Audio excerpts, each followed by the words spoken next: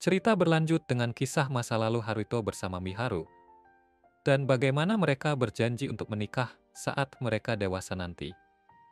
Ryo menjelaskan bahwa setelah itu, Haruto bekerja keras dan berhasil mendaftar di sekolah terkenal di kota tempat tinggal Miharu.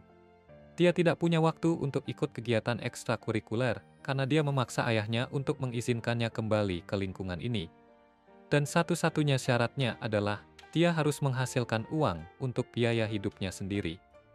Saat itu, dia melihat Miharu di sana, tapi sebelum dia bisa mendekatinya, ada seorang cowok yang berlari menghampiri Miharu. Ketika cowok itu mencoba merangkulnya, seorang cewek lain muncul dan menyebut nama cowok itu, Takahisa.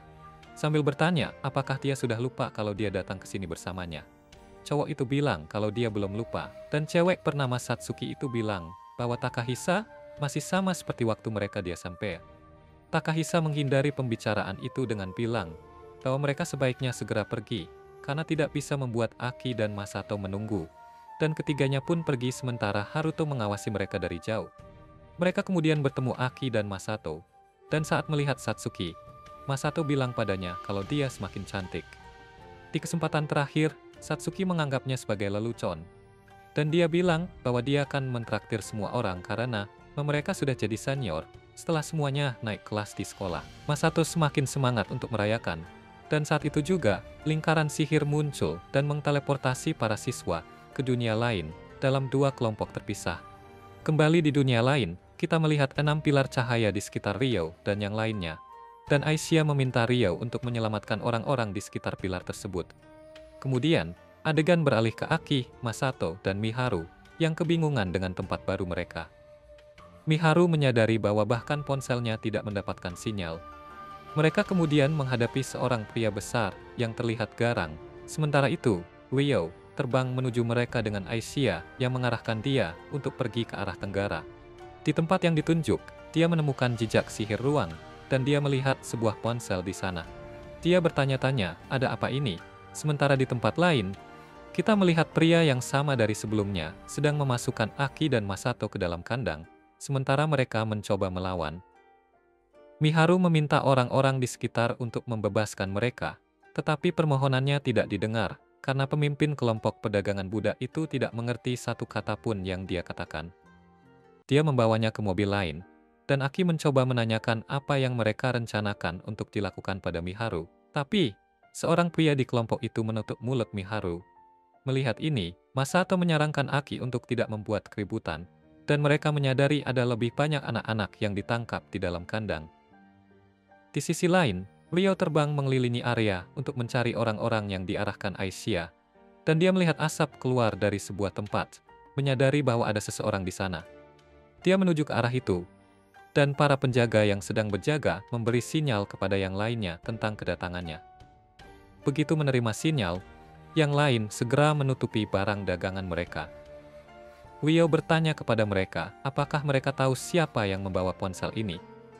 Pemimpin kelompok itu menyebutkan bahwa dia tidak pernah melihat barang itu, dan menyadari bahwa semua orang di sini bersenjata. Ryo menyadari bahwa bertarung dengan mereka dalam situasi ini bukanlah ide yang bagus. Dia meminta maaf karena mengganggu, dan berusaha pergi. Tapi dia mendengar teriakan meminta bantuan dalam bahasa Jepang. Ryo menyadari bahwa mereka adalah orang yang dicari, dan pedagang budak itu memberitahu dia bahwa barang baru mereka hanya sedikit berisik. Ryo memberitahu dia bahwa anak-anak yang baru saja berbicara itu adalah yang dia cari, dan dia baru saja mendengar mereka meminta bantuan. Dia bertanya-tanya apa yang sedang terjadi di sini. Setelah mengetahui bahwa dia bisa mengerti bahasa mereka, pedagang budak itu meminta anak buahnya untuk membunuh pria ini. Ryo kemudian dikepung, dan melihat gerakan mereka yang terorganisir dengan baik, dia menyadari bahwa orang-orang ini terbiasa bertarung sebagai kelompok. Pemimpin kelompok itu menyatakan bahwa Ryo tampaknya telah salah mengartikan kebodohan sebagai keberanian, dan Ryo menjawab bahwa dia tidak akan mundur jika mereka ingin bertarung. Dia menyerang para penjaga, tapi mereka melawan dan menyerang dengan sihir, namun dia berhasil menghindar.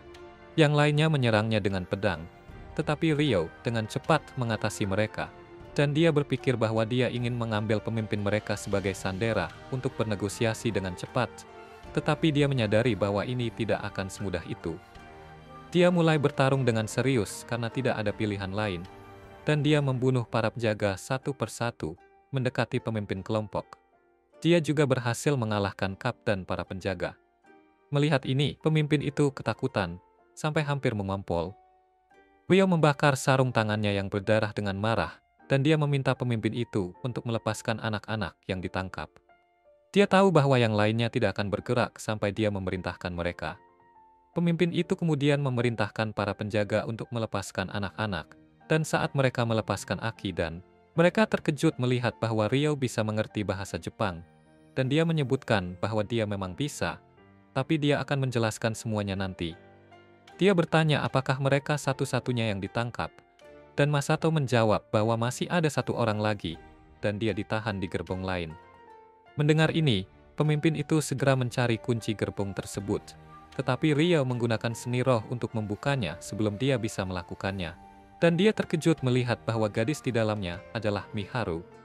Setelah itu, kita melihat Ryo dan orang-orang yang dia selamatkan berjalan ke suatu tempat, dan Ryo memberitahu Aisyah secara telepati bahwa dia telah menyelamatkan orang-orang yang dia bicarakan.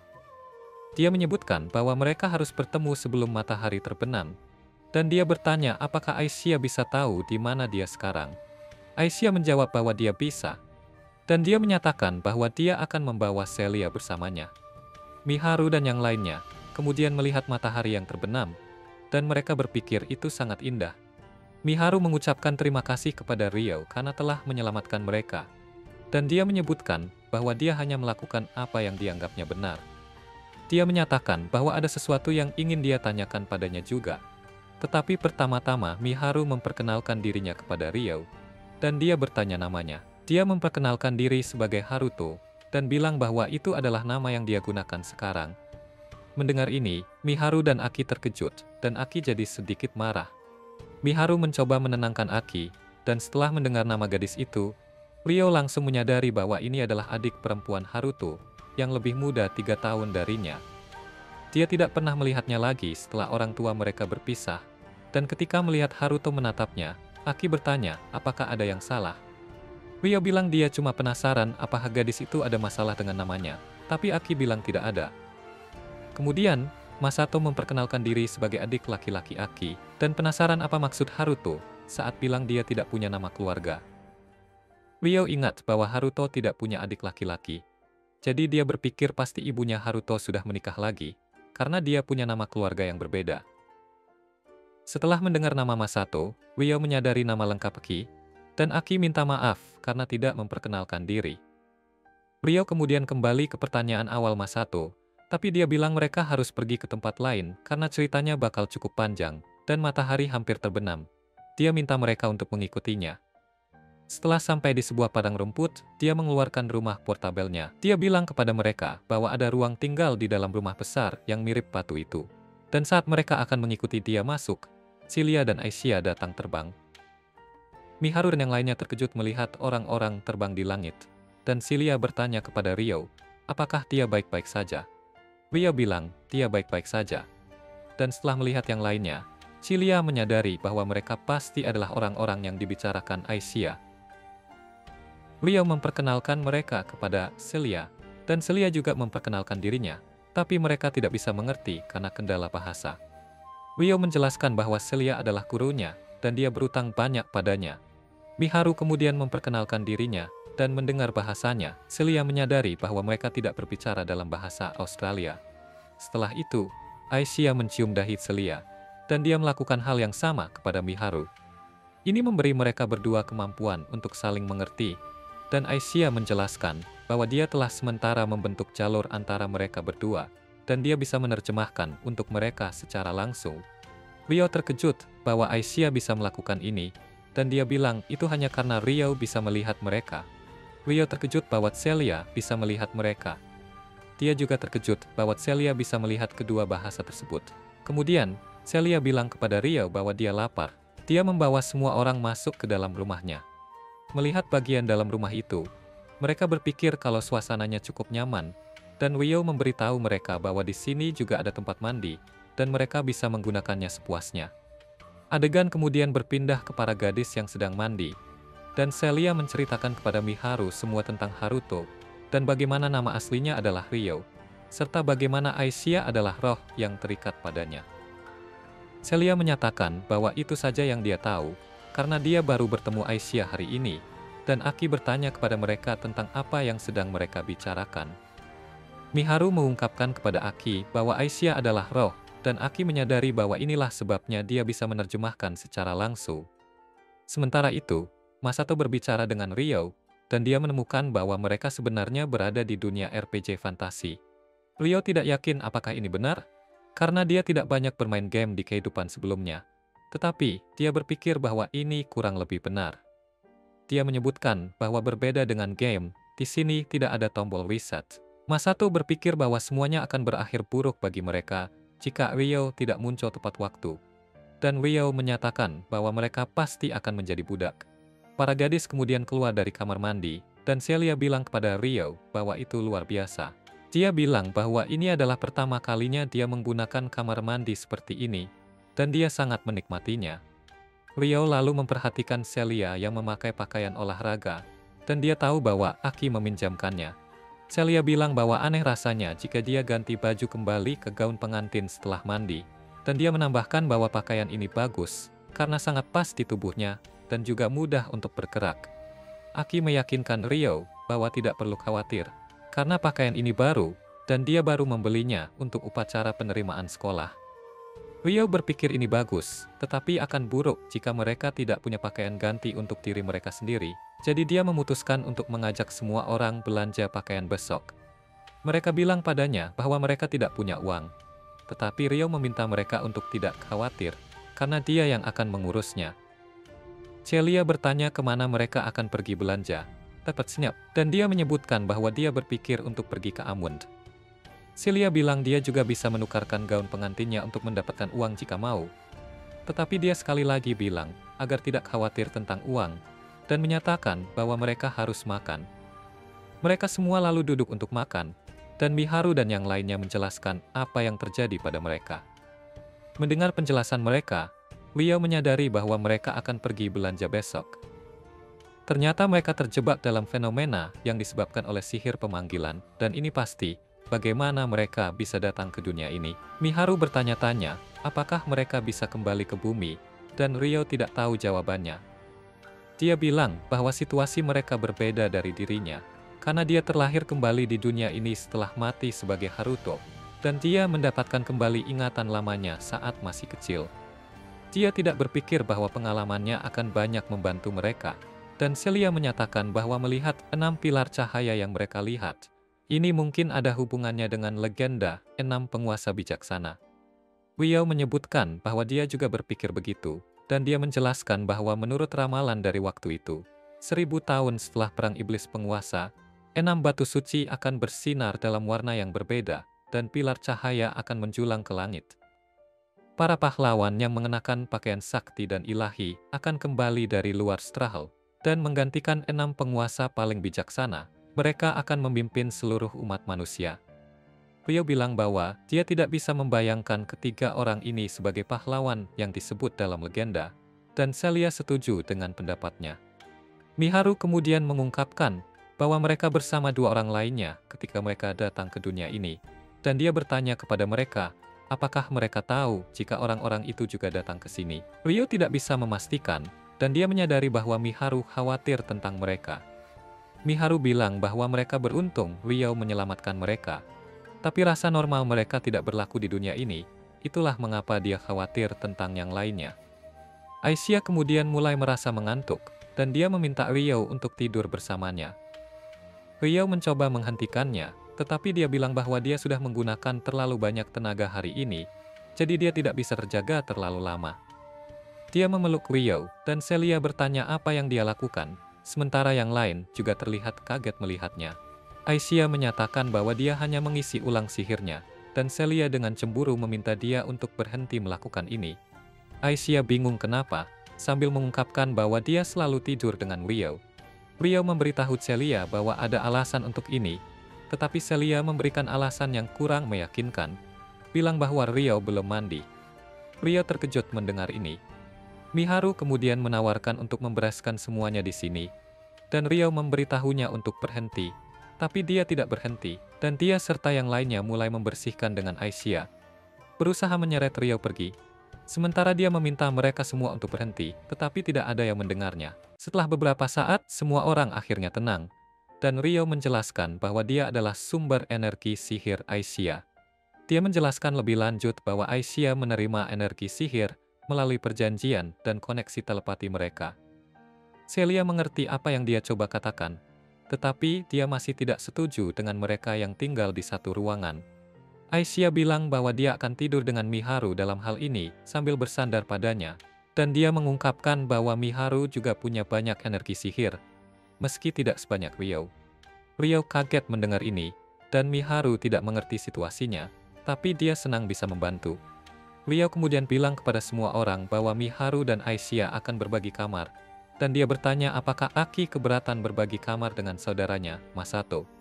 Mereka tidak masalah dengan ini, dan Rio menunjukkan masing-masing kamar mereka. Dia juga mengantar Celia ke kamarnya di lantai 1, dan dia menuju kamarnya yang tepat di sebelah kamar Celia.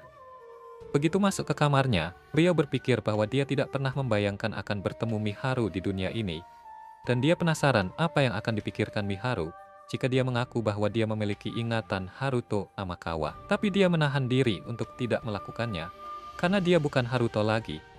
Dia sekarang hidup sebagai Rio. Dia berpikir bahwa dia sudah bertekad untuk mengotori tangannya demi membalas dendam pada orang yang membunuh ibunya, dan dia menyatakan bahwa Haruto Amakawa sudah mati. Setelah itu, Celia datang ke kamarnya, meminta maaf karena mengganggu di jam segini, dan dia bilang ingin bicara sebentar. Dia mempersilahkan Celia masuk, dan mereka berdua minum teh bersama. Celia mengingat bahwa sudah lama mereka tidak minum teh bareng, dan dia bertanya bagaimana kabar Rio selama mereka terpisah. Dia juga bertanya di mana Rio bertemu Aisyah, dan apa maksudnya ketika dia bilang bahwa dia punya ingatan dari kehidupan sebelumnya. Rio meminta Celia untuk tenang, dan dia meminta maaf karena terlalu bersemangat. Rio lalu menjawab pertanyaan-pertanyaannya satu persatu, dan pertama-tama dia membahas masalah kehidupan sebelumnya. Mengatakan bahwa dia punya ingatan tentang versi lain dari dirinya, dan versi ini berasal dari dunia yang sama dengan Miharu dan yang lainnya. Celia menyadari bahwa inilah sebabnya dia bisa mengerti bahasa mereka. Lalu Rio bertanya, apakah dia ingat pertemuan pertama mereka di kawasan kumuh? Dia bilang bahwa dia ingat. Lalu Rio mengungkapkan bahwa dia mendapatkan kembali ingatannya tepat sebelum itu. Dia menyebutkan bahwa namanya adalah Haruto di kehidupan sebelumnya. Dan Celia menyadari bahwa inilah alasan dia memilih nama itu sebagai aliasnya. Dia bilang bahwa dia berumur 20 tahun di kehidupan sebelumnya, dan Celia sadar bahwa sekarang dia lebih tua darinya. Dia menyebutkan bahwa ini mungkin alasan mengapa dia terlihat terlalu dewasa untuk usianya saat mereka bertemu, dan dia setuju bahwa itu mungkin benar. Tetapi dia tetap anak laki-laki berusia 15 tahun di dunia ini, dan dia sekarang hanya Rio. Celia berpikir bahwa itu benar, dan dia berterima kasih kepada Rio karena telah menculik dia, karena ini adalah satu-satunya alasan dia bisa berada di sini bersamanya sekarang. Namun, dia khawatir tentang ayahnya dan berharap setidaknya bisa memberitahu bahwa dia aman. Rio menyarankan agar dia menulis surat untuk ini, dan Celia suka dengan ide itu. Jadi, Rio bilang mereka juga harus membeli alat tulis di Guild Wicca besok. Lalu, adegan beralih ke ibu kota kerajaan Beltrum di dalam istana.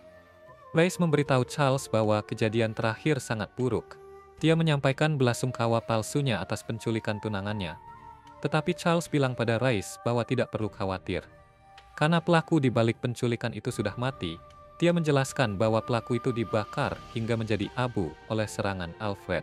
Dia masih marah karena belum ada kabar tentang keberadaan Celia, dan dia berpikir bahwa pelaku pasti memiliki kaki tangan. Dia menyebutkan bahwa dia telah menutup perbatasan ibu kota untuk mencari mereka, dan Reis berpikir bahwa anak itu dan roh itu pasti bersembunyi. Dia merenungkan betapa beraninya mereka melakukan ini, lalu Charles mengganti topik dengan mengatakan bahwa dia tidak menyangka tulisan suci itu akan menjadi kenyataan saat ini. Dia menjelaskan bahwa seperti yang diramalkan, seorang pahlawan telah turun ke negara mereka, dan dia sudah ditangkap oleh ayahnya. Reis berharap pahlawan itu akan menjadi sekutu kerajaan, dan dia ingat ada batu suci lain di Beltrum. Charles mengungkapkan bahwa batu lainnya ada bersama Putri Flora dan Duke Huguenot, dan mereka pasti sedang menyambut pahlawan saat ini, dia berpikir bahwa situasi di sana tidak baik, karena keduanya sudah dianggap pengkhianat, karena mencoba menjalin hubungan baik dengan kerajaan Galark. Weiss kemudian mengungkapkan bahwa kerajaan Galark juga mengundang Lysolot Kresia dari Guild Pedagang sebagai tamu, dan dia menyatakan bahwa dia telah mendengar bahwa dia adalah wanita berbakat. Charles meremehkan Lysolot dengan berkata bahwa dia hanyalah seorang anak berusia 15 tahun. Tetapi Weiss berpikir bahwa Lysolot dan Guild Rika adalah ancaman yang sama besarnya dengan faksi Duke Huguenot. Lalu, scene berpindah ke Rodania di kerajaan Beltrum, di mana kita melihat seorang pahlawan sedang makan dengan lahap. Sementara seorang gadis bertanya apakah dia butuh sesuatu yang lain, pahlawan itu meminta gadis itu untuk duduk, karena dia merasa tidak enak membuat gadis berdiri seperti itu. Seorang bangsawan kemudian memberitahu pahlawan bahwa dia sangat senang memiliki seseorang sepertinya di rumahnya. Dan dia meminta pahlawan itu untuk memberitahunya jika butuh sesuatu. Pahlawan itu berpikir bahwa ini adalah hal-hal yang sedang populer di novel web akhir-akhir ini. Dan dia teringat bahwa dia dipanggil ke dunia ini saat sedang membaca novel web bertema S. Dia terkejut melihat perubahan di sekelilingnya dan bertanya kepada orang-orang di depannya siapa mereka. Flora dan Huguenot memperkenalkan diri sebagai putri dan duke, dan pahlawan bernama Hiroaki Sakata segera menyadari bahwa ini tampaknya seperti alur cerita dalam novel bertema S. Flora lalu bertanya apakah dia adalah pahlawan legendaris, dan dia terkejut mendengar pertanyaan itu. Flora kemudian memberitahunya tentang ramalan yang ditinggalkan oleh 6 penguasa bijak yang menyatakan bahwa 1000 tahun ke depan, pahlawan akan muncul di tempat di mana batu suci berada. Hiroaki masih terkejut mendengar ini, dan Flora menunjuk pada pedang di tangannya untuk membuktikan bahwa dia adalah seorang pahlawan. Anak Kik itu kemudian memperhatikan katana di tangannya dan berpikir bahwa itu terlihat keren. Dia lalu memperkenalkan diri dan melihat perlakuan mereka. Dia menyadari bahwa pahlawan pasti memiliki posisi yang tinggi di dunia ini. Kembali ke masa sekarang, Hiroaki berpikir bahwa tidak baik jika dia diperlakukan seperti pekerja serabutan karena sikapnya yang rendah hati, dan dia sadar bahwa dia harus muncul sebagai yang teratas jika mereka bernegosiasi. Dia berpura-pura bingung dengan pemanggilan dirinya sebagai pahlawan, dan berpura-pura ingin kembali ke kehidupan lamanya, menuduh mereka menculiknya dari dunia lamanya. Dia memberitahu putri bahwa batu suci seharusnya bisa mengirimnya kembali jika itu adalah yang membawanya ke sini. Dan putri menyatakan bahwa kejadian mendadak ini juga membuatnya bingung, tetapi mereka harus menyelesaikannya bersama-sama.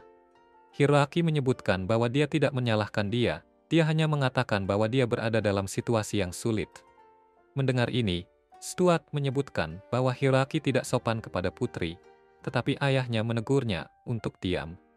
Dia meminta maaf atas ketidaksopanannya, dan meyakinkan Hiroaki bahwa ini bukanlah penculikan. Dia bilang bahwa dia akan memberitahu semuanya tentang situasi mereka saat ini, dan Hiroaki setuju untuk mendengarkan. Lalu, adegan berpindah ke Ryo, Celia, Miharu, dan Aishia yang pergi berbelanja, dan Miharu meminta Aki dan Misato untuk menjaga semuanya saat dia pergi. Ryo memberitahu mereka untuk tidak meninggalkan rumah, karena ada pelindung di sekelilingnya untuk melindungi mereka, dan Aishia terbang sambil membawa Celia. Ryo sadar bahwa dia harus menggendong Miharu sendiri, dan dia meminta izin.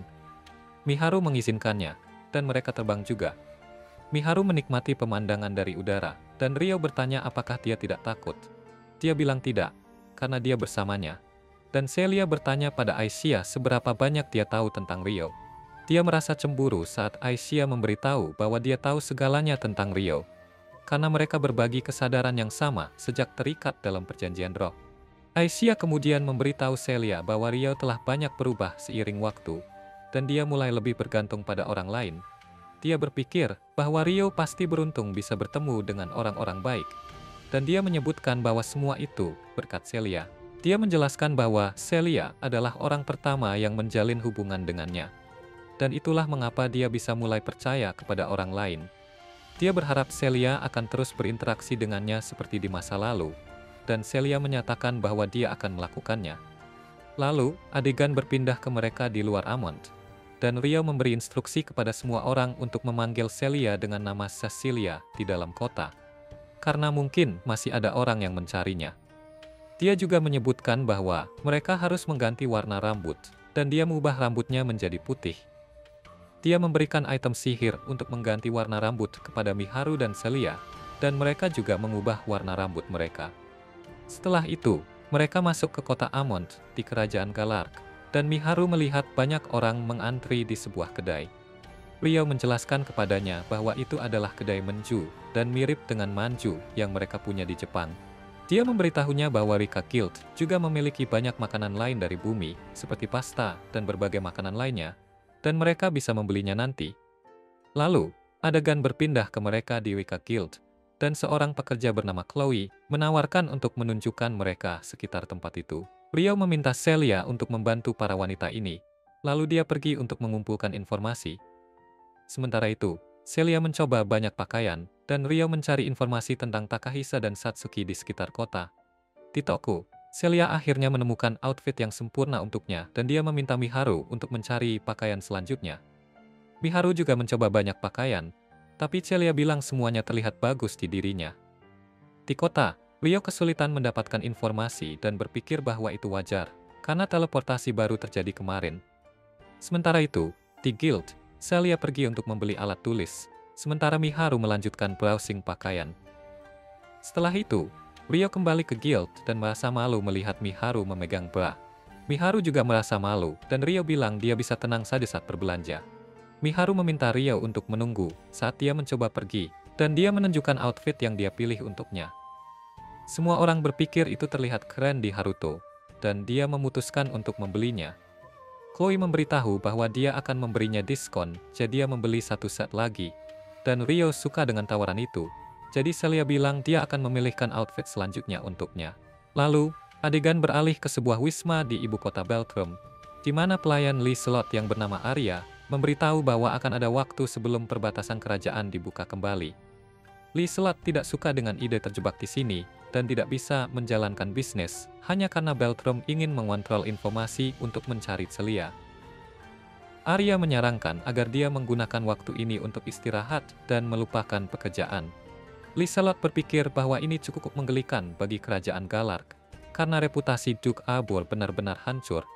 Tetapi dia khawatir tentang Celia.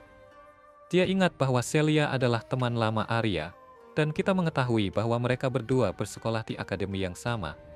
Dia penasaran siapa yang bisa melakukan ini, dan sedikit khawatir bahwa para pahlawan muncul di tengah semua kekacauan ini. Dia bersemangat berpikir bahwa mungkin seorang pahlawan juga telah dipanggil ke Galark, dan ingin segera kembali untuk memeriksa keadaan di sana.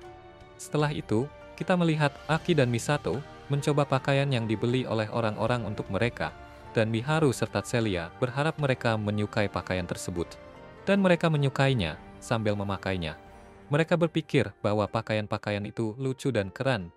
Namun, Ryo dengan sedih memberitahu mereka bahwa tidak bisa menemukan informasi apapun tentang Satsuki dan Takahisa. Dia menyebutkan bahwa dia memang menemukan bahwa para pahlawan telah tiba di dunia ini, seperti yang telah diramalkan oleh 6 penguasa bijak. Dan dia berpikir bahwa Miharu dan yang lainnya pasti terlibat dalam pemanggilan tersebut.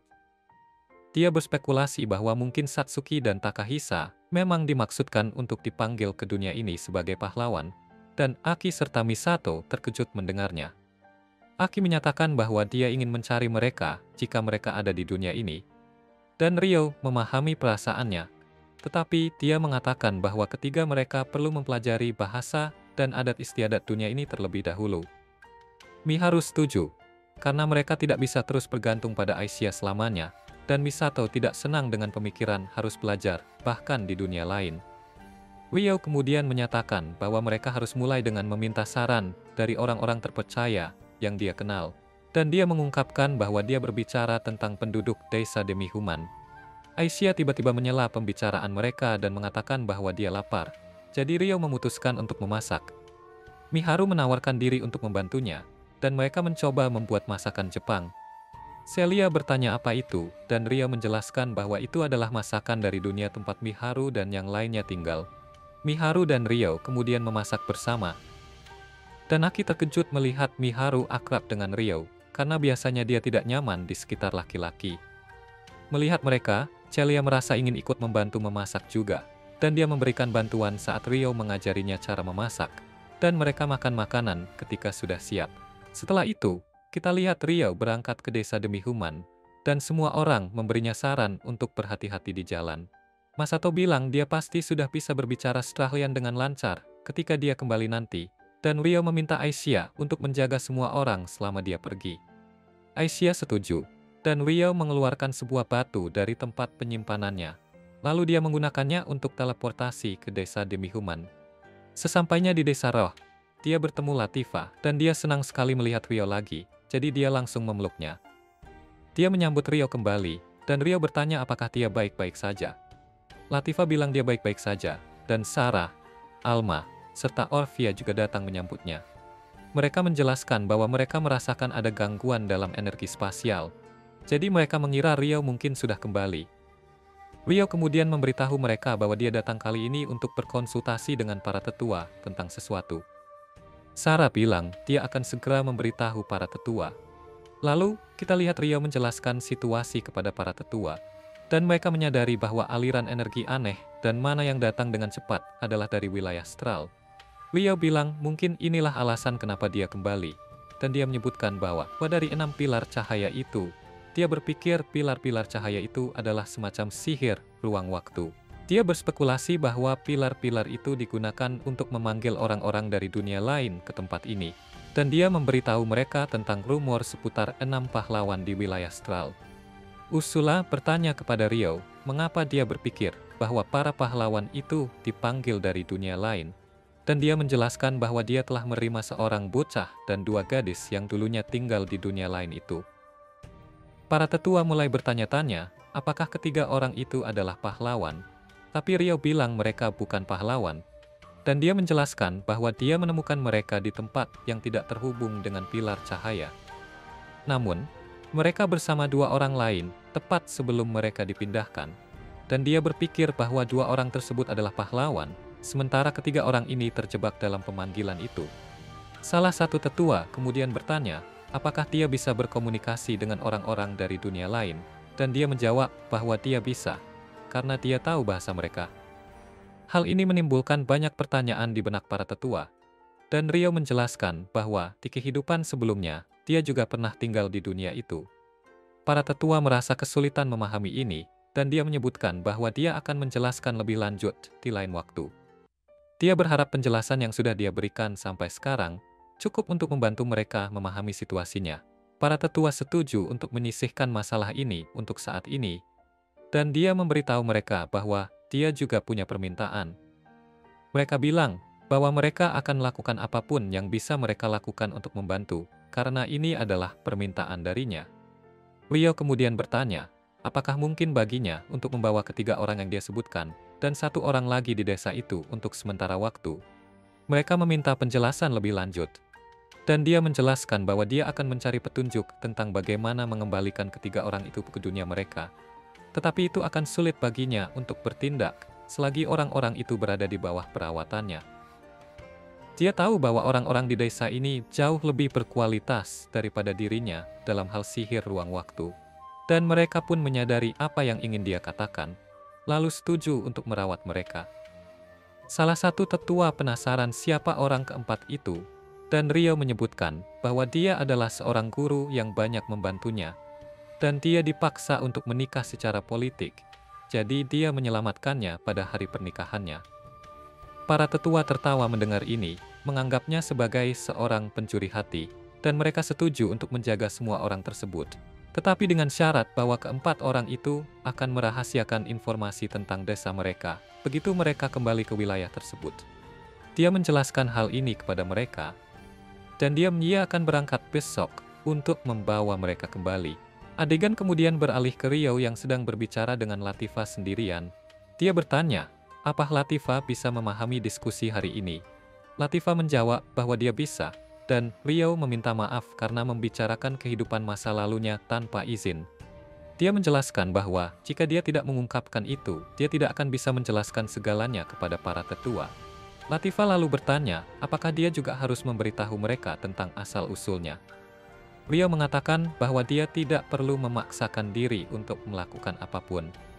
Dia bertanya lagi apakah orang-orang yang dia bicarakan sebelumnya adalah orang Jepang. Rio mengkonfirmasi bahwa mereka memang orang Jepang, dan menyebutkan bahwa dia sudah memberitahu mereka tentang asal-usulnya sebagai orang Jepang. Jika tidak, dia tidak akan bisa menjelaskan kepada mereka bagaimana dia bisa memahami bahasa mereka. Latifah mengatakan bahwa seharusnya ini adalah rahasia di antara mereka berdua, dan Wiyao berpikir bahwa dia terlihat imut saat ini. Dia kemudian memberitahu Latifah bahwa meskipun orang Jepang lainnya muncul di dunia ini, itu tidak akan mengubah fakta bahwa dia istimewa baginya. Dia mengingatkan Latifah bahwa dia pernah bilang bahwa dia mencintai sahabat masa kecilnya di kehidupan sebelumnya, dan dia juga memiliki seorang adik perempuan. Latifah teringat bahwa dia mencintai sahabat masa kecilnya, dan Rio kemudian dengan jelas mengatakan bahwa salah satu orang yang dia selamatkan adalah sahabat masa kecilnya itu, dan satu lagi adalah adik perempuannya yang dia bicarakan. Dia menyebutkan bahwa dia belum memberitahu mereka bahwa dia memiliki ingatan Haruto Amakawa, dan Latifah bertanya mengapa. Dia menjelaskan bahwa mereka sudah bingung berada di dunia yang berbeda dari yang biasa mereka tempati, dan dia tidak ingin menambah beban mereka. Dia berharap Latifah juga tidak mengungkapkan hal ini kepada mereka. Latifah bertanya apakah dia sebenarnya ingin memberitahu mereka tentang hal ini, tetapi dia menyatakan bahwa dia ingin menjaga ini sebagai rahasia antara mereka berdua. Dia menyebutkan bahwa mungkin suatu hari dia harus memberitahu seseorang tentang hal ini, tetapi bukan sekarang. Lalu dia memeluk Latifah. Adegan kemudian beralih ke Haruto yang meninggalkan desa keesokan harinya, dan para tetua bertanya kapan dia akan kembali bersama yang lainnya. Dia menyatakan bahwa itu akan terjadi 2 minggu kemudian, dan Latifah memintanya untuk tetap aman. Dia memberitahunya bahwa dia akan baik-baik saja, lalu terbang pergi. Setelah itu, kita melihat Liselot melaporkan kepada Raja François Galarz tentang peristiwa yang terjadi di ibu kota kerajaan Baltrum. Dan dia menyatakan bahwa dia memiliki permintaan lain untuknya. Dia meminta Liselot untuk memanggil Juk Huguenot, dan dia bertanya apa yang akan dia lakukan di sana. Dia menjelaskan bahwa batu suci di kerajaan mereka telah memanggil pahlawan, dan inilah alasan mereka berencana mengundang duta besar dari kerajaan tetangga untuk mengadakan acara perayaan guna memperkenalkan pahlawan. Dia juga menyebutkan bahwa dia ingin mengundang pahlawan dari kerajaan Baltrum untuk kesempatan ini, dan dia berharap Liselot bisa mengirimkan surat tersebut atas namanya. Liselot setuju untuk melakukannya. Lalu dia menyebutkan bahwa dia telah mendengar nama pahlawan Baltrum adalah Hiroaki Sakata. Liselot terkejut mendengar ini, dan merasa nama ini memiliki nuansa nostalgia. Dia menyadari bahwa orang ini mungkin berasal dari Jepang, tetapi dia tidak mengatakan apa-apa kepada raja tentang hal ini. Kemudian, dia menanyakan nama pahlawan yang dipanggil di kerajaan mereka, dan dia menemukan bahwa namanya adalah Satsuki. Sang raja berspekulasi bahwa para pahlawan mungkin berasal dari negeri yang sama, karena mereka memiliki nama yang mirip. Lalu dia menyuruh Liselot untuk menemui pahlawan mereka, meminta putrinya untuk memandu Liselot bertemu Satsuki. Liselot kemudian bertemu dengan pahlawan yang memperkenalkan dirinya kepadanya. Adegan beralih ke Weiss yang melihat Amun dari kejauhan di malam hari. Dan dia berpikir bahwa dia bisa mengerti mengapa Rika Merchant Guild memiliki markas di kota ini. Kita lihat dia dikelilingi oleh beberapa orang yang mirip cool, dan dia meminta mereka untuk membantunya. Dia berpikir bahwa dia telah menemukan beberapa figur kosong yang bagus. Dia lalu memerintahkan para monster untuk mencari siapapun yang punya mana besar di pinggiran Amund dan membawanya hidup-hidup kepadanya. Dia bilang untuk membunuh sebanyak mungkin saksi yang tidak perlu dan memberikan batas waktu sampai malam besok. Dia berpikir dengan cara ini, dia akan punya banyak boneka kosong yang dia butuhkan dan memutuskan untuk memanfaatkan kesempatan terakhir ini untuk mencari uang. Lalu dia akan bersembunyi sejenak. Setelah itu, kita lihat Celia yang sedang mengajar Masato. Meski Masato agak kesulitan, tapi dia mulai mengerti bahasanya. Celia bilang bahwa dia sudah banyak berkembang sejak mereka mulai belajar 2 minggu lalu. Di dapur, Miharu bertanya kepada Aki apakah Haruto akan segera kembali. Aki bilang bahwa Haruto sudah jadi topik pembicaraan Miharu sejak kemarin malam, dan dia penasaran berapa lama mereka akan hidup seperti ini. Aki bilang seharusnya dia sudah mulai sekolah lagi sekarang, tapi alih-alih, dia terjebak di dunia ini dan tidak tahu di mana Takahisa dan Satsuki. Dia khawatir mungkin dia tidak akan pernah bertemu ibunya atau orang lain di masa depan. Dia mengungkapkan bahwa dia tidak akan bisa melihat ibunya atau siapapun yang dia kenal, dan Miharu mencoba menghiburnya. Aki bertanya kepada Miharu apakah dia tidak khawatir. Miharu bilang dia memang khawatir, tapi dia punya Aki dan Masato di sampingnya. Juga ada Haruto dan yang lainnya. Dia merasa ini membuatnya lebih tenang. Aki penasaran apakah Miharu nggak mau kembali ke dunia lama mereka. Miharu jawab bahwa dia ingin, tapi panik nggak akan membantu mereka.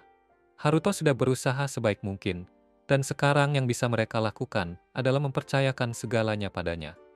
Aki kemudian nanya apa pendapat Miharu tentang Haruto, dan Miharu bilang bahwa di dunia lama, dia merasa cemas di sekitar laki-laki. Tapi setiap kali bersama Haruto, rasanya menyenangkan. Miharu bilang, Haruto itu orang yang bisa diandalkan, dan baik hati. Dan mungkin juga ada hubungannya dengan nama Haruto yang sama dengan kakak Aki. Mendengar ini, Aki jadi marah, dan bilang bahwa membandingkan Haruto dengan kakaknya itu tidak sopan. Miharu minta maaf, dan Aki juga minta maaf setelah menyadari kesalahannya. Lalu dia keluar untuk menenangkan diri. Setelah di luar, Aki merasa bodoh karena menyalahkan Miharu, padahal dia tidak melakukan kesalahan apapun. Dia bertanya-tanya apakah Miharu yang masih jatuh cinta dengan Haruto. Dia jadi bingung harus berpikir apa lagi.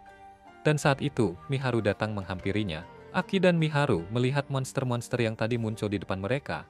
Dan mereka berdua bingung ini monster apa. Mereka berdua berpikir harus masuk ke dalam rumah. Tapi monster-monster itu mulai menghancurkan penghalang dan mencoba menyerang mereka. Untungnya, Aisyah datang menyelamatkan mereka. Dia melepaskan serangan ke arah monster-monster itu. Dan Masato yang ada di dalam rumah mendengar suara ledakan itu. Dia penasaran itu suara apa. Dan Celia menyuruhnya untuk tetap di sini, sementara dia pergi mengecek. Aki dan Miharu bertanya ke Aisyah tentang monster itu, dan Aisyah bilang kalau itu monster yang mungkin tertarik karena energi magis dari penghalang. Dia melihat monster itu masih hidup meskipun sudah terkena serangannya, dan ingat janjinya ke Ryo untuk melindungi semua orang. Tiba-tiba, dua monster mencoba menyerang mereka bersama-sama. Aisyah berhasil menghentikan salah satu monster, tapi yang lainnya berhasil lewat, dan Celia langsung mengambil tindakan untuk mengurusnya. Monster itu mencoba menyerang lagi, tapi Haruto muncul dari atas dan menyelamatkan mereka.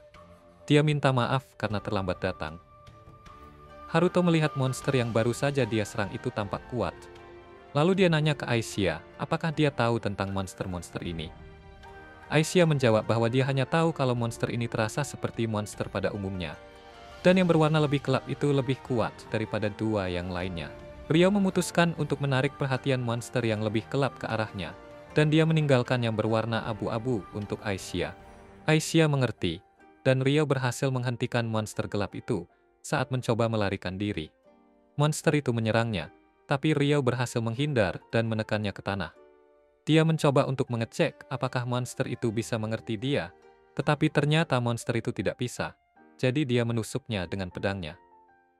Monster itu kemudian mengucapkan sesuatu kepadanya sebelum akhirnya mati dan meninggalkan sebuah kristal. Melihat kristal itu, Ryo berpikir bahwa monster itu pasti adalah monster, dan dia menyadari bahwa Aisyah juga sudah mengalahkan monster-monster yang lain. Ryo kemudian mengucapkan terima kasih kepada Aisyah atas bantuannya, dan dia merasa monster itu mungkin meminta untuk dibunuh di akhir pertempuran. Setelah itu, Aki meminta maaf karena keluar dari rumah meskipun Ryo sudah menyuruhnya untuk tidak melakukannya. Miharu juga ikut minta maaf sambil mengatakan bahwa Aki keluar karena sebelumnya dia mengucapkan sesuatu yang tidak sensitif padanya. Ryo kemudian mengalihkan topik dengan mengatakan bahwa dia mencium aroma yang enak, dan dia penasaran apakah mereka sedang memasak nasi omiya. Miharu menjawab bahwa mereka memang sedang memasak, dan Celia menambahkan bahwa mereka harus makan karena dia lapar, dan Misato setuju. Ryo juga mengaku kelaparan, jadi Miharu dan Aki pergi untuk menyajikan makanan, tetapi sebelum mereka pergi, Ryo memberitahu semua orang bahwa mereka akan segera memindahkan rumah. Setelah itu, kita melihat monster-monster yang selamat kembali ke Wise dengan beberapa manusia. Wise menyadari bahwa satu kelompok hilang. Dia bertanya-tanya apakah mereka dibunuh oleh target-target mereka, dan dia mengatakan bahwa membunuh sekelompok Revenant bukanlah hal yang mudah. Dia berpikir bahwa rencananya akan tertunda karena jumlah mereka berkurang, tetapi untuk saat ini, dia memutuskan untuk membuat lebih banyak boneka kosong, sambil bertanya-tanya berapa banyak yang akan kembali kepadanya kali ini. Setelah itu kita lihat Latifah yang lagi mikir bahwa sebentar lagi orang yang dulu pernah dicintai kakaknya di kehidupan sebelumnya, serta adik perempuannya dari kehidupan sebelumnya, akan datang ke sini. Dan mereka bakal ditemani oleh guru yang sangat dihormati kakaknya. Dia ingat kalau kakaknya pernah bilang dia nggak perlu cerita tentang dirinya. Tapi dia kepengin cerita, soalnya orang-orang ini penting buat kakaknya. Rio dan yang lainnya akhirnya teleportasi ke sana. Dan mereka kaget banget karena cuma butuh sedetik buat sampai. Latifah dan teman-temannya datang menyambut mereka, dan Latifah langsung menyapa kakaknya dengan hangat. Semua orang terpesona sama betapa lucunya Latifah. Dan mereka kagum bahwa memang ada orang-orang berwujud binatang di tempat ini. Lalu Sarah menyambut mereka ke desa, dan dia serta teman-temannya membungkuk di hadapan Aisyah, bilang kalau mereka merasa terhormat bisa bertemu lagi dengan dia. Melihat ini, yang lain jadi penasaran apakah Aisyah penting buat mereka, dan Rio menjelaskan kalau orang-orang roh melihat roh tingkat tinggi yang bisa berbentuk manusia sebagai sesuatu yang istimewa. Bikin mereka refleksi juga gimana mereka sudah memperlakukan Aisyah selama ini. Miharu coba kasih perlakuan istimewa buat Aisyah, tapi Aisyah langsung bilang, nggak perlu ada formalitas kayak gitu. Celia lalu memperkenalkan dirinya ke Latifah, dan dia memuji ekornya sambil nanya, apakah dia boleh menyentuhnya. Latifah mengizinkan, dan Celia langsung menikmati kelembutan ekornya yang fluffy banget. Yang lain berpikir mungkin Celia emang suka banget sama hal-hal yang fluffy. Dan Latifah bilang dalam bahasa Jepang kalau tempat ini pasti surga buat Celia. Mereka kaget lihat Latifah bisa bahasa Jepang. Dan Latifah akhirnya mengungkapkan kalau dia juga punya ingatan dari kehidupan sebelumnya seperti Rio. Dia bilang, dia juga bisa ngajarin bahasa Australia kalau mereka mau. Dan Rio nanya apakah dia yakin mau ngasih tahu hal ini. Latifah mengangguk dan menjelaskan bahwa dia sudah cerita hal ini ke teman-temannya dan juga para tetua di desa. Latifah juga bilang, dia paham banget rasanya terlempar ke dunia yang benar-benar baru, dan sebagai adik perempuan Rio, dia ingin bantu dia sebaik mungkin. Rio mengerti, dan dia senang banget karena Latifah punya perasaan seperti itu.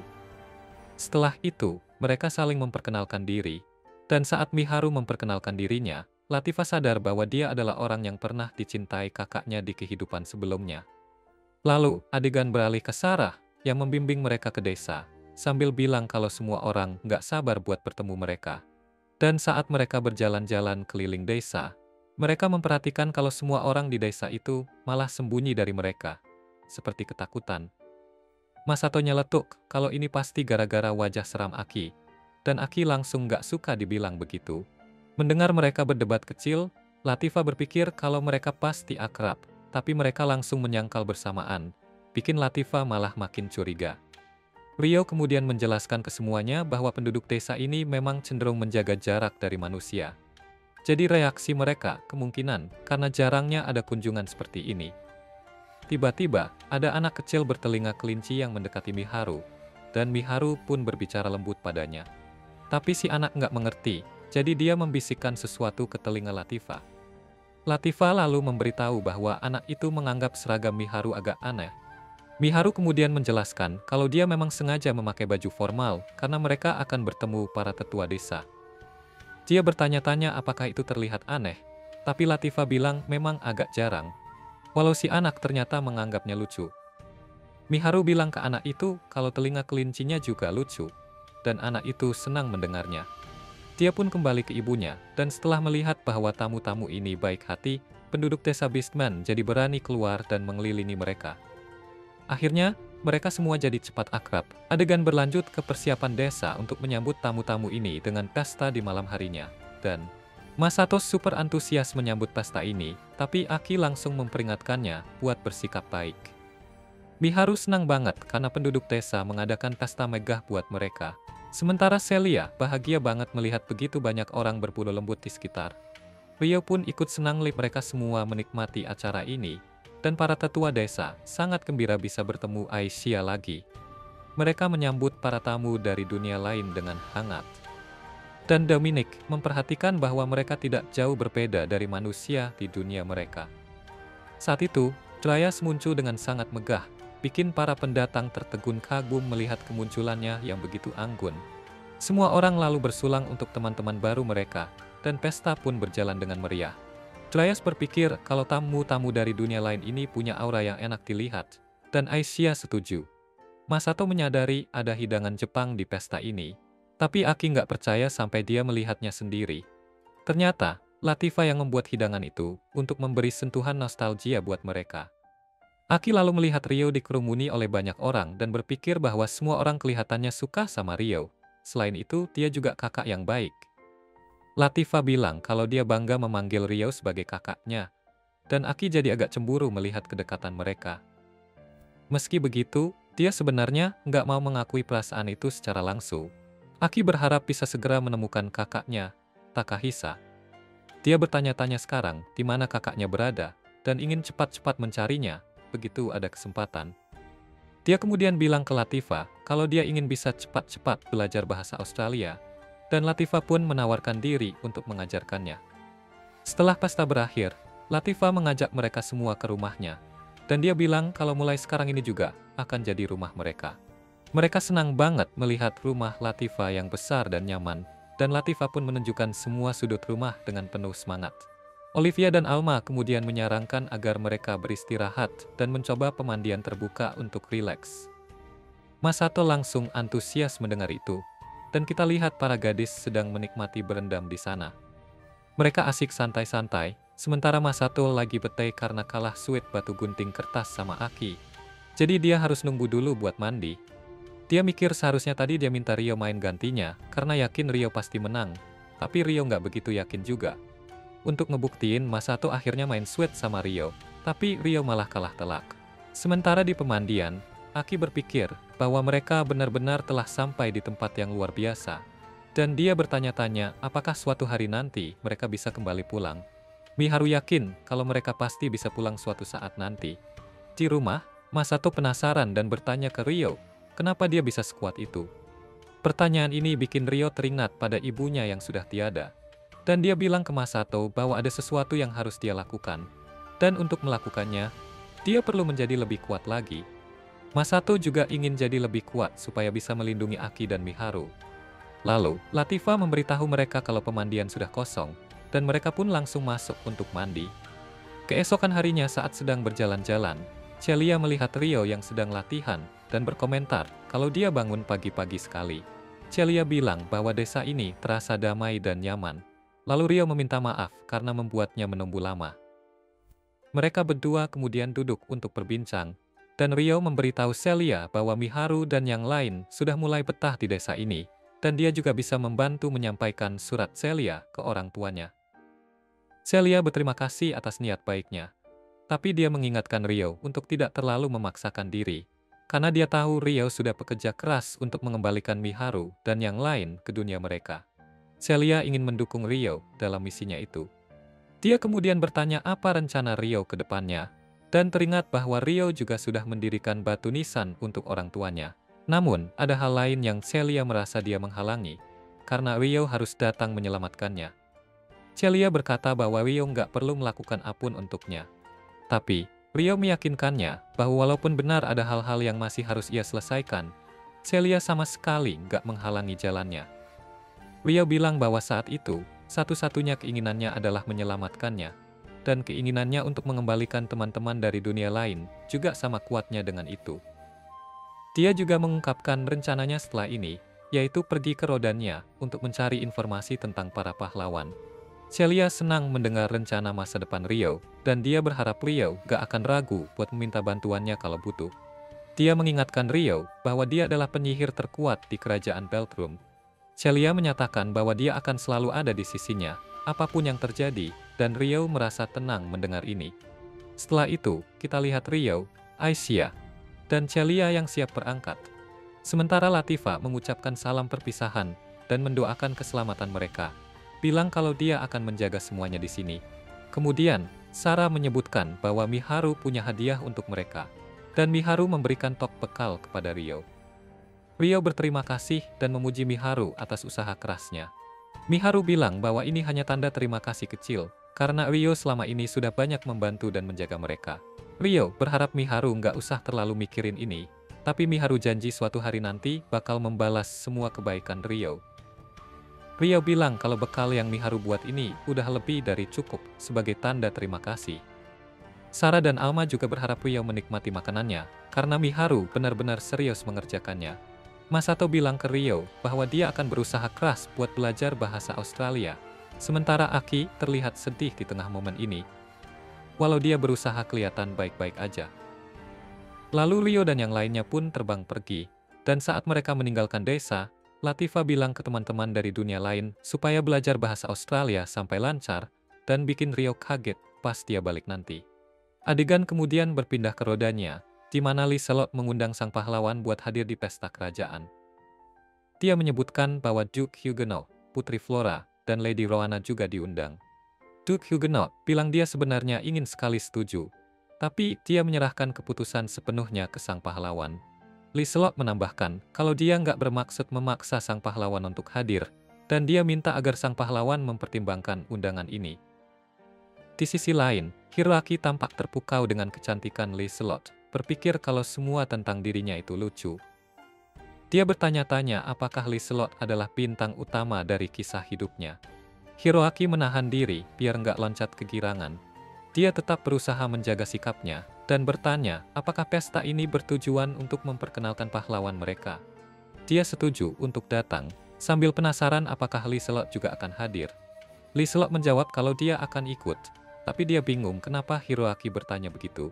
Dia juga menambahkan bahwa raja pasti senang mendengar pahlawan akan hadir. Sementara itu, Rio dan yang lainnya terlihat terbang di atas langit Klee.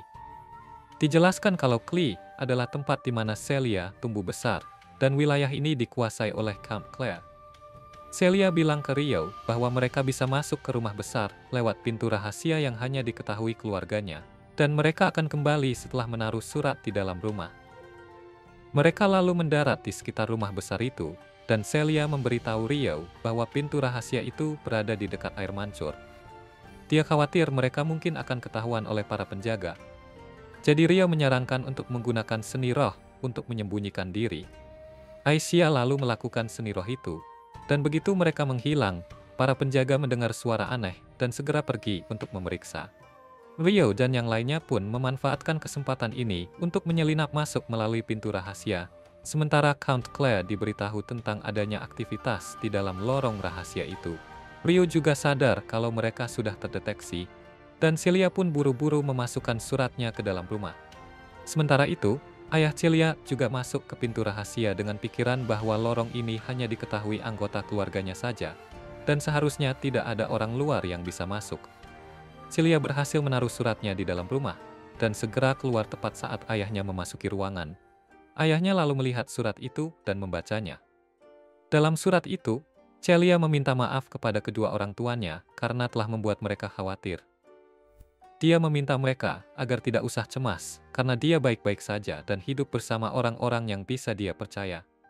Dia juga tahu bahwa keputusannya untuk meninggalkan pernikahan mungkin telah mengecewakan ayahnya, dan Celia menyampaikan bahwa suatu hari nanti dia akan kembali.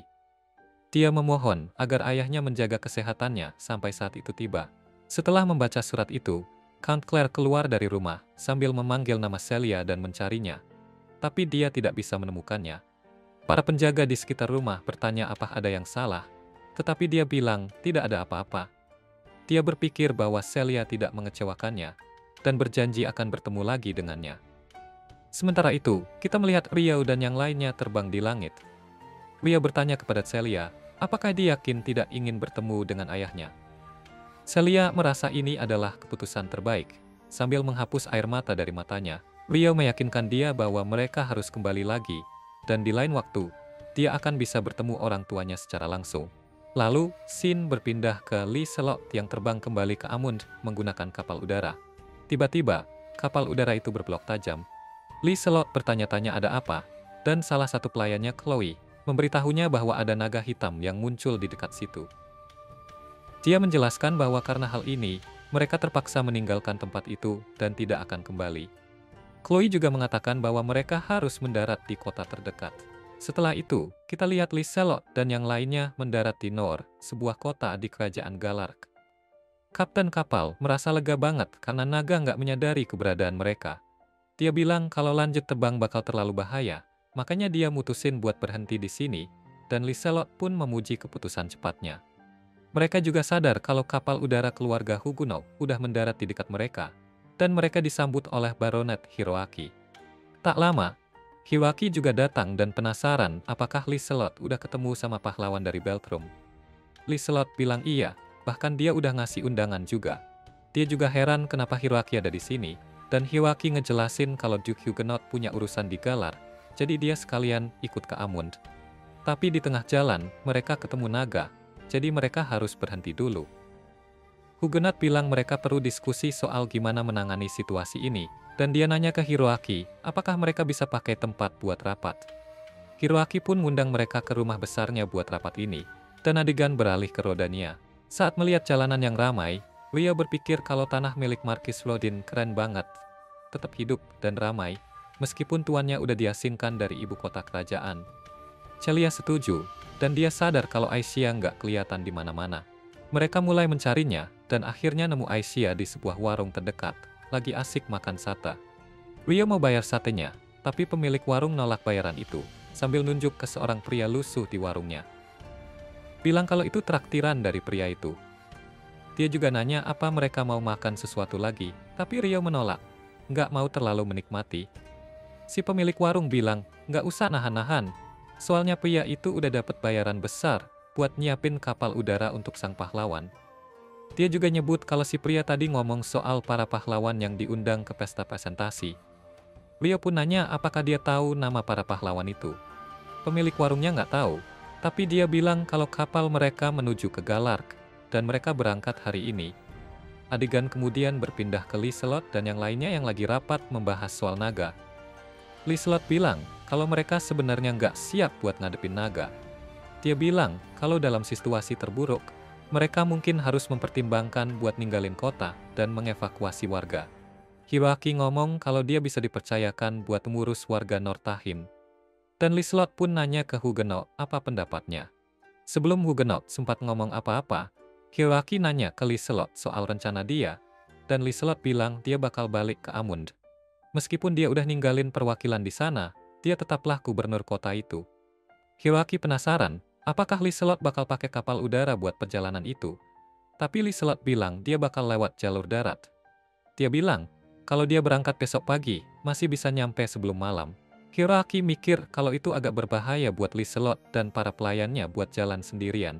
Jadi dia nawarin diri buat nemenin, kebetulan mereka juga mau ke Amund. Liselot bilang sih, kalau pelayan-pelayannya udah dilatih buat bertarung, tapi Hiroaki tetap keukau pengen ikut. Muna sempat mau protes, tapi Duke Huguenot malah setuju sama keputusan Hiroaki. Liselot coba bilang kalau dia nggak mau Hiroaki kena bahaya, soalnya dia kan pahlawan dari negeri lain. Tapi Hiroaki tetap bersikeras buat ikut. Duke Huguenot juga bilang ke Liselot supaya nggak usah khawatir, karena mereka nggak bakal nyalahin dia kalau ada apa-apa selama perjalanan ini. Liselot nanya lagi buat pastiin, dan Huguenot bilang dia yakin. Dia bilang kalau bakal lebih ribet kalau si pahlawan bertindak sendiri-sendiri, dan dia nanya pendapat Putri Flora, yang setuju sama dia. Hiroaki pun mantap buat nemenin Liselot ke Amund, dan dia yakin perjalanannya nggak bakal sebahaya itu. Kalau ada apa-apa, Liselot bisa andalin dia. Hiroaki lalu memanggil pedangnya dan ngenalin pedang itu sebagai Yamada no Orochi. Dengan nada sedikit nyindir, dia bilang kalau dia sendiri yang kasih nama itu.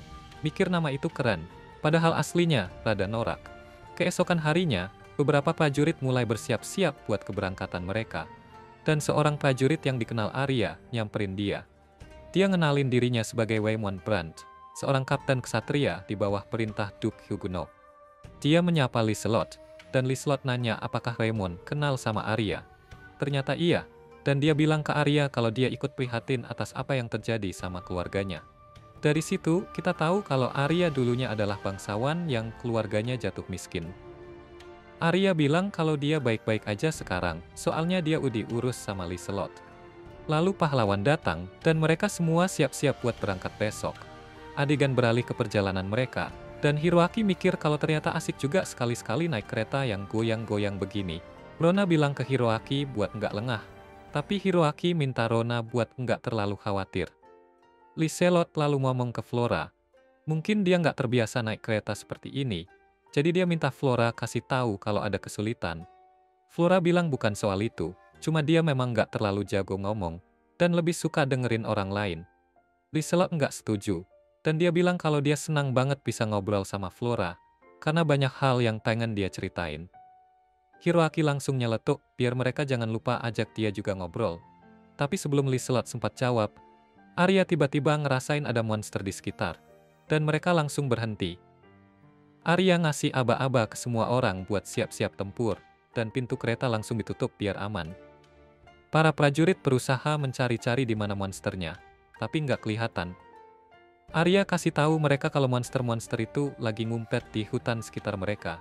Dan tiba-tiba mereka semua ngelihat banyak banget monster muncul di sekeliling. Arya merasa kalau kemunculan monster ini kayaknya nggak wajar, dan dia curiga ada sesuatu yang aneh di sini.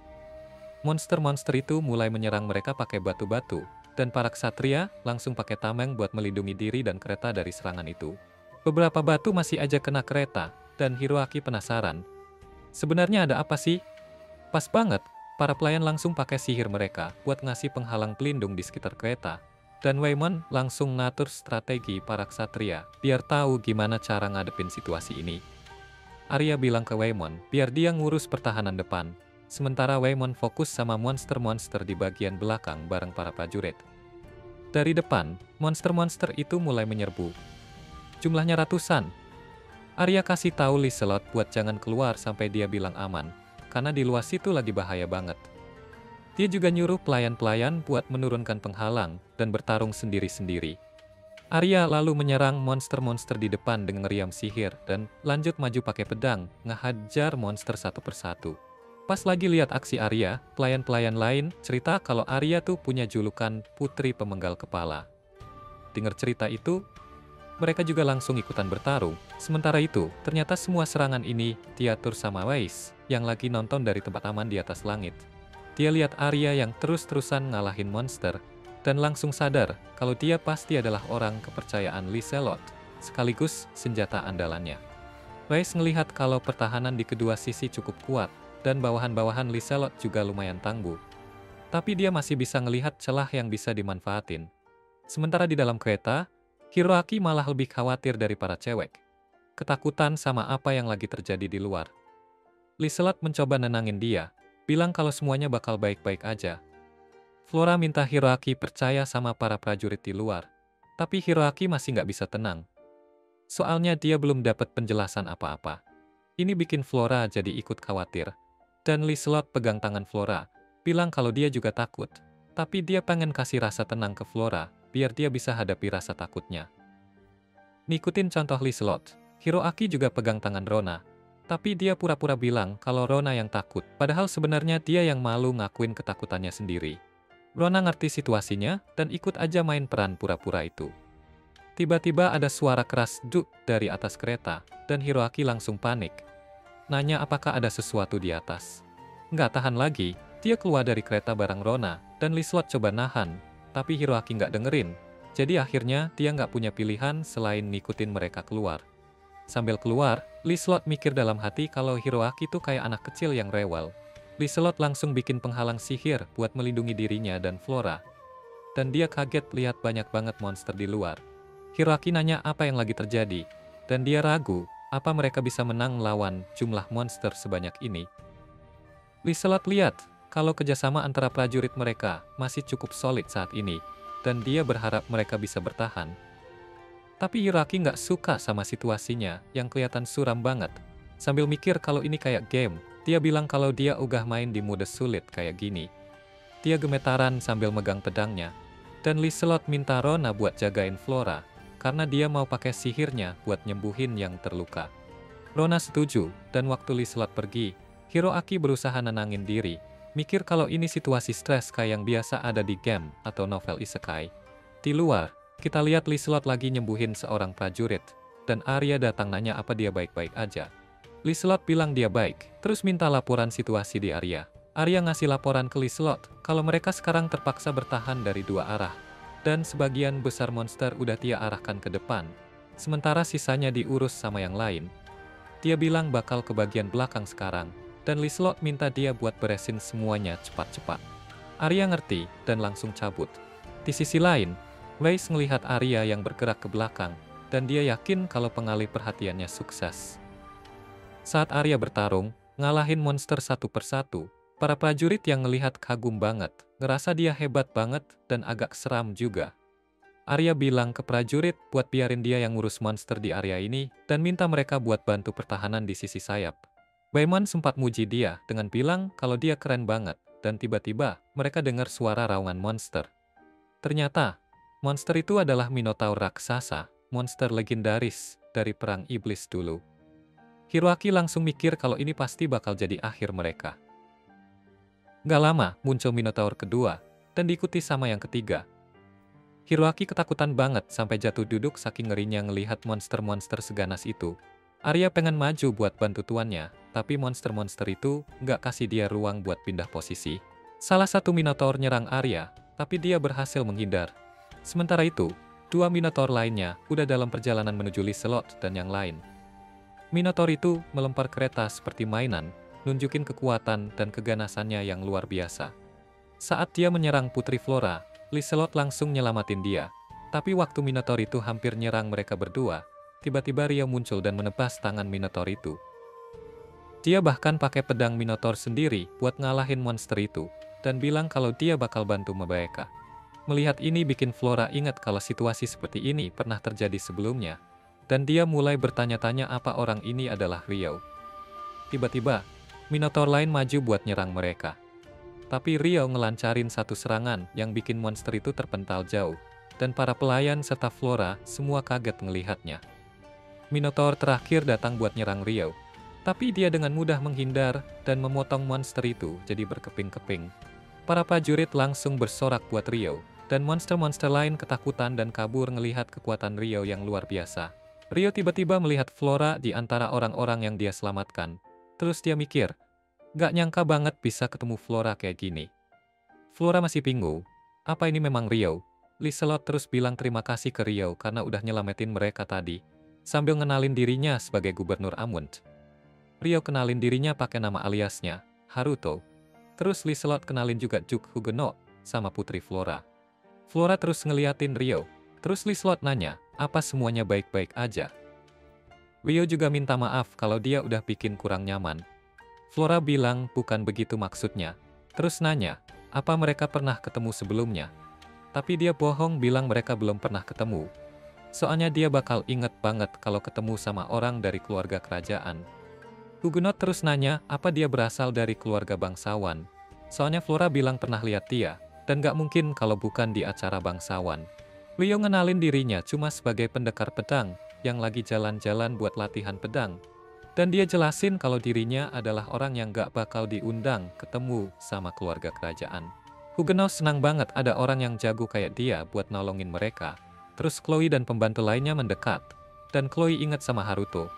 Dia gak inget Chloe, tapi Chloe ngingetin kalau dulu dia pernah melayani dia di Rika Company. Liselot kaget Chloe kenal sama Haruto. Chloe jelasin kalau Haruto pernah belanja di toko mereka. Dan Liselot ngucapin terima kasih karena udah jadi pelanggan. Terus Hiroaki dan Rona juga datang ke situ. Dan Hiroaki dengan bangganya ngenalin dirinya sebagai pahlawan. Rio nunjukin rasa hormatnya, bilang merasa terhormat bisa ketemu sama pahlawan. Karena sikap Rio yang rendah hati, Hiroaki mikir kalau Rio ini orang baik. Dia juga muji kemampuan bertarung Rio yang dia lihat barusan. Rio bilang dia agak gugup berada di tengah-tengah orang-orang hebat ini. Dan Liselot merasa lucu orang yang bisa ngelumpuhin Minotaur tanpa ragu malah gugup di depan mereka. Hiroaki terus pergi, bilang kalau mereka harus lanjut perjalanan pakai kereta yang masih utuh. Dia ajak Flora dan Rona ikut sama dia. Tapi Flora terus mandangin Haruto sambil penasaran apa dia beneran Rio atau bukan. Dan akhirnya dia pergi ke Hiroaki pas dipanggil. Rio terus bertanya-tanya apakah Flora udah nyadar siapa dia sebenarnya. Tapi dia mikir kalau itu nggak penting. Soalnya dia udah ketemu sama salah satu bangsawan paling berpengaruh di Galark, yaitu Liselot. Rio lantas nawarin bantuan ke mereka, tapi Liselot gak mau membebaninya lebih dari yang udah dia lakukan. Dia bilang bisa bantu benerin kereta yang rusak. Arya ragu apa itu bisa dilakukan, tapi mereka tetap coba lihat lebih dekat. Rio ingat lagi bagaimana dia bisa sampai sana dan ngebantu mereka. Ternyata, dia lagi terbang di langit di atas hutan bareng Celia dan Aisyah. Terus mereka ngelihat ada pertarungan besar. Celia ngenalin Arya sebagai temannya waktu di akademi. Dan dia ingat Arya sekarang jadi pembantunya Liselot. Mereka lihat pertarungan yang berlangsung, dan Aisyah ngerasain kehadiran monster kuat pas Minotaur muncul. Jadi Rio mutusin buat bertindak, minta Aisyah bawa Celia ke tempat aman. Terus dia turun ke medan pertarungan. Balik ke masa kini, Rio buka keretanya, nyiris-nyiris kayak mentega pakai pedangnya. Dan Liselot mikir kalau Rio bener-bener hebat. Rio bilang itu semua berkat pedangnya. Dan Liselot ingat kalau tadi dia gunainnya buat kendaliin angin. Liselot mikir kalau pedang Rio pasti ada sihirnya. Dia yakin banget itu item dari artefak kuno. Dan Rio cuma mengiyakan karena dia nggak bisa ngasih tahu kalau dia pakai seni roh. Sementara itu, para pembantu Liselot ngobrol tentang betapa keren Rio. Dan Cosette minta Chloe ngenalin dia ke Rio. Tapi Chloe bilang kalau dia nggak cukup dekat buat lakuin itu. Cosette terkesan seolah Chloe mau Rio buat dirinya sendiri. Dan Liselot gangguin obrolan mereka. Nyuruh mereka menyajikan minuman. Para pelayan akhirnya ngasih minuman ke semua orang. Dan Arya bilang ke Liselot kalau perbaikan keretanya udah selesai. Liselot kaget Rio benar-benar bisa benerin kendaraan itu. Terus Cosette ngasih minuman ke Rio buat ngilangin lelah. Dia bilang udah bikin campuran yang lebih manis khusus buat Rio. Terus Rio terima jusnya. Cosette lalu ngenalin dirinya dengan Anggun. Abis itu dia balik lagi menjalankan tugas. Rio berpikir kalau pembantu Liselot benar-benar sopan. Dan baik Liselot maupun Arya ketawa mikirin Cosette. Dibilang sopan. Setelah itu, mereka mau lanjutin perjalanan. Tapi nggak bisa karena ada batang pohon besar yang menghalangi jalan di depan. Hiroaki nawarin diri buat bantuin mereka ngeluarin rintangan itu. Dan dia pakai energi sihir buat ngangkat pohon, terus dilempar ke samping. Semua orang langsung muji dia. Dan Rio berpikir kalau Hiroaki punya sihir yang luar biasa banyak. Hiroaki terus nyinyir ke Rio, mikir kalau dia lebih hebat, terus pergi. Adegan beralih ke mereka yang melanjutkan perjalanan, dan Rio merasa nggak enak naik kereta yang sama dengan tokoh penting itu. Juk Huguenot bilang kalau Rio nggak perlu sungkan, karena mereka berutang budi karena udah diselamatkan. Dan Liselot bilang dia pengen ngasih terima kasih secara pribadi pas mereka sampai di Amund. Rio bilang kalau itu nggak perlu. Dan Hiroaki setuju. Kelihatan cemburu lihat Liselot ngobrol hangat sama Rio. Dia terus bertingkah sok berkuasa. Bilang kalau dia mengizinkan Rio naik bareng mereka. Karena setidaknya Rio rendah hati. Adegan terus pindah ke desa roh. Dan kita lihat Latifah lagi ngajarin sekalian ke orang-orang dari dunia lain. Sehabis kelas, ada anak laki-laki dari bangsa Beastman yang ngajak Masato buat pergi mancing. Dan Masato langsung cabut ninggalin kelas seni rohnya. Aki nggak suka, karena Masato cuma main-main aja kerjaannya. Miharu cerita kalau dia bisa ngejar permainan anak-anak Beast berkat artefak yang dia pakai. Latifah bilang kalau pakai artefak juga termasuk latihan seni roh, jadi nggak masalah. Terus mereka lanjut ke latihan seni roh. Kita lihat Miharu dan Aki mencoba bikin air pakai seni roh. Aki langsung gagal, tapi Miharu bisa benar-benar bikin air, meskipun nggak bisa tahan lama. Ophelia muji Miharu atas usahanya, dan Aki merasa kalau dia nggak sehebat Miharu. Miharu coba nyemangatin Aki, dan Aki mulai bertanya kenapa dia nggak bisa kayak Miharu. Dia bertanya-tanya apa mungkin dia nggak punya bakat. Tapi pas lihat tangan Miharu yang gemetar, Aki sadar kalau ternyata Miharu udah latihan jauh lebih keras dari dia. Dia terus jalan-jalan, dan lihat beberapa anak lagi main rumah-rumahan. Melihat itu, dia jadi ingat masa kecilnya main rumah-rumahan bareng Haruto dan Miharu. Dan ingat betapa serunya waktu itu. Setelah selesai main, mereka pulang, dan di jalan Haruto janji ke Aki kalau mereka bakal selalu bareng-bareng. Tapi janji itu dilanggar saat orang tua mereka pisah, dan dia sebut Haruto pembohong waktu itu. Tapi Haruto nggak bisa ngapa-ngapain buat tetap di sisi Aki, dan dia pergi setelah minta maaf. Latifah terus nyadar kalau Aki lagi bengong, dan Aki sadar kalau ternyata udah sore. Latifah bilang kalau mereka harus pulang, dan kita lanjut lihat mereka yang mau makan malam di rumah. Mereka khawatir tentang Masato yang belum pulang padahal udah gelap. Dan Latifah mikir mungkin aja mereka main terlalu jauh. Aki bilang kalau Masato kayaknya udah mulai terbiasa di sini. Padahal awalnya dia lumayan gugup waktu pertama kali datang. Aki penasaran gimana rasanya buat Latifah dan Haruto waktu pertama kali datang ke dunia ini. Latifah bilang kalau itu sulit, dan Aki bertanya-tanya apa maksudnya. Jadi Sarah mulai jelasin apa yang terjadi. Dia bilang kalau ada barier di sekitar kota ini yang menjauhkan manusia, dan waktu Rio berkemah dekat kota mereka, mereka mendekatinya. Mereka lihat Latifah di tenda Rio yang sudah ditidurkan pakai seni roh, dan mereka kira Rio udah nyulik anak dari desa. Mereka segera menahan Rio, tanpa tahu kalau dia cuma pakai seni roh buat bikin Latifah tidur. Karena waktu itu Latifah sering mimpi buruk. Alma cerita kalau mereka akhirnya ngelepas Rio dan minta maaf setelah kesalahpahaman itu beres. Dan dia ingat Rio sempat ngomong sesuatu dalam tidurnya. Ophel ingat dia manggil nama seseorang, Miharu. Dan semua orang jadi penasaran apa maksudnya. Bikin suasana ruangan jadi agak kikuk. Terus, tiba-tiba Masato datang bawa ikan gede. Bilang kalau itu bakal jadi makan malam yang enak. Dan ikannya malah loncat dari tangannya. Kemudian kita lihat Miharu latihan seni roh sebelum tidur. Dan Ophelia sama yang lainnya datang buat ngobrolin tentang Aki. Sementara itu, kita lihat Aki dan Latifah lagi mandi, dan Aki nanya ke Latifah tentang apa yang dia dan Haruto lakuin sebelum datang ke sini. Latifah cerita kalau dia dulu jadi budak seorang bangsawan di Beltrum, dan banyak hal terjadi, tapi akhirnya kakaknya yang nyelamatin dia. Dia bawa Latifah ke desa ini, mikir kalau Latifah bisa hidup damai di tempat ini, karena semua orang di sini adalah Beastman. Aki minta maaf karena ngingetin Latifah soal masa lalunya yang menyakitkan. Tapi Latifah bilang gak apa, karena dia bisa hidup damai bareng kakaknya berkat semua yang terjadi. Latifah bilang kalau itu sebabnya, ia pengen suatu saat bisa jadi orang yang nyelamatin Rio. Dan Aki ngerti perasaan Latifah, karena dia juga pernah dikhianati oleh seseorang yang dia sayang waktu kecil. Aki merasa sedih dan kesepian, tapi suatu hari ibunya menikah lagi, dan dia dapat kakak dan adik baru. Dia cerita kalau kakak barunya baik banget, dan banyak bantuin dia dalam berbagai hal, dan dia pengen bisa bantu balik, sama seperti Latifah. Namun, Aki sering merasa frustrasi karena dia nggak jago dalam seni roh, dan itu bikin dia mikirin masa lalunya, dan merasa buruk. Dia bilang dia cuma melampiaskan kekecewaannya ke Masato, dan merasa dirinya jahat. Tapi Latifah bilang, Aki cuma terlalu banyak mikir, dan hati serta pikirannya nggak kuat lagi. Latifah juga bilang kalau Aki belakangan ini belajar banyak untuk bisa menyesuaikan dengan cara hidup yang baru, dan pasti berat. Latifah bilang kalau Aki bisa ngomong ke dia kalau merasa khawatir tentang sesuatu, dan meskipun mungkin Latifah nggak punya saran, dia bakal dengerin, karena mereka berteman.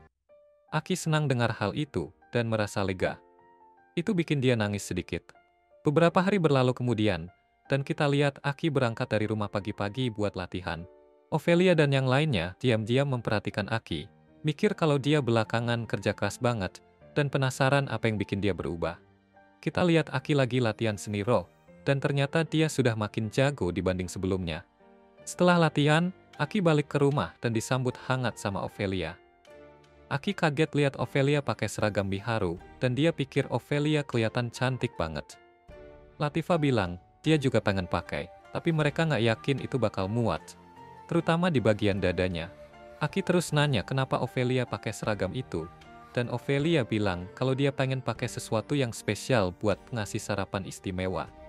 Miharu terus bawa pai apel, bikin Aki senang banget karena itu favoritnya. Dia penasaran kenapa mereka bikin pai itu. Mereka bilang pengen ngasih kejutan spesial karena Aki belakangan kerja keras. Mereka semua duduk bareng dan makan pai itu. Mereka mikir itu enak banget, dan Aki bilang Masato pasti bakal senang lihat ini pas bangun nanti. Latifah berpikir dia pengen juga cobain pai itu, dan Aki bilang kalau mereka harus buat satu lagi buat Rio pas dia balik nanti. Aki lalu memberikan seragamnya kepada Latifah untuk dipakai, karena Latifah ingin sekali memakainya, dan semua orang setuju kalau Latifah terlihat bagus dengan seragam itu.